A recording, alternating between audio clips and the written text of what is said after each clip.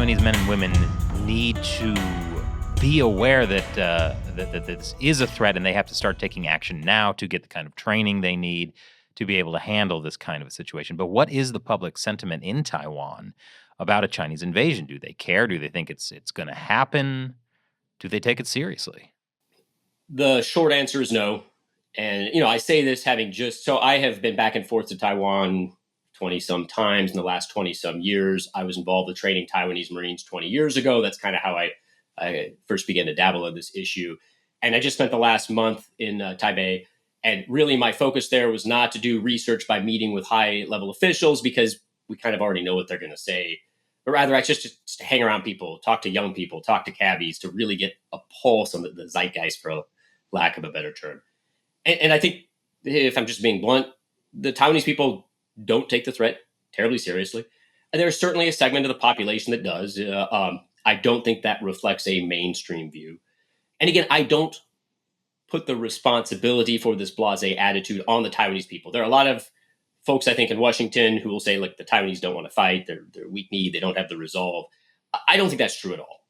I think Taiwanese young men and women are as able and willing to fight as American young men and women, as Ukrainian young men and women. I think the key difference comes from military leadership and political leadership.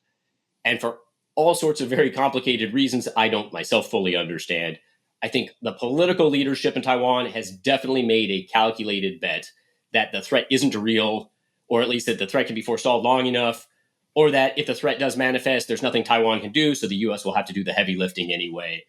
And so it is politically expedient not to raise the alarm, but rather to focus on, dinner table type issues of the sort that concern voters everywhere.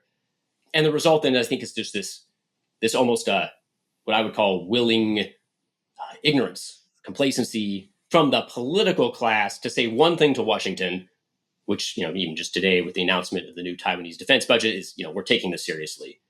But then if you actually look at what they're telling the Taiwanese people, even the Ministry of National Defense acts as though an invasion isn't a real threat, right? The real threat of these gray zone incursions or cyber attacks, or indeed the sorts of things that actually couldn't lead to Taiwan's annexation.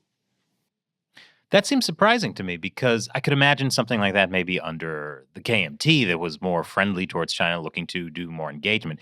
But the DPP has been in power for a while now, and they seem to understand that there is a threat. So I'm surprised, like, what's happening with the military or the political military class, that they're not communicating the threat seriously. I guess I would offer a slightly different interpretation of the DPP. I think the DPP is very attuned to Washington's threat perception. I think the DPP is very good about telling Washington what Washington wants to hear. And so when they hear about the Davidson window, they know that this is what's keeping Washington up at night. So they say, we take the Davidson window very seriously. I think they are also astute enough to know American history, to know that we kind of take things at face value when our allies and partners say things, then we go and focus on other problems, rather than looking at, okay, well, you said the right things, but now are you doing the right things? Talk is cheap, action is costly.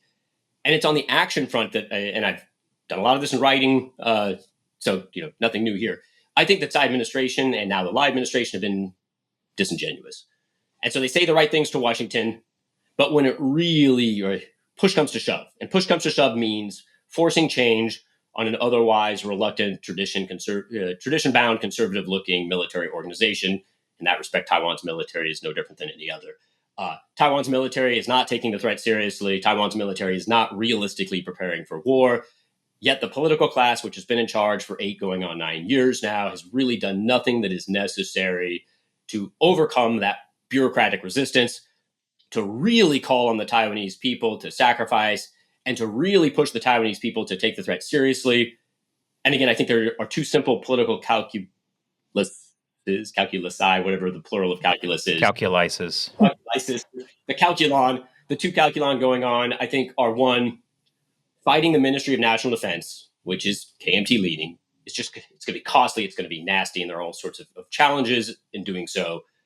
And number two, I think President Tsai and President Lai both recognize that to really sound the alarm bells to the Taiwanese people is to open themselves up to the KMT critique that they themselves have created the tensions that necessitate this sort of urgent action.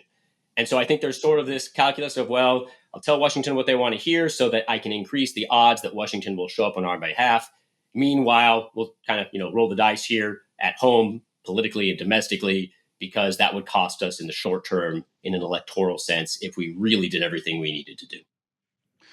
Now, you wrote a chapter in The Boiling Moat, and we had Matt Pottinger on, who was the editor of that book. But in your chapter, you talk about how the Ministry of National Defense is plagued by corruption and espionage cases.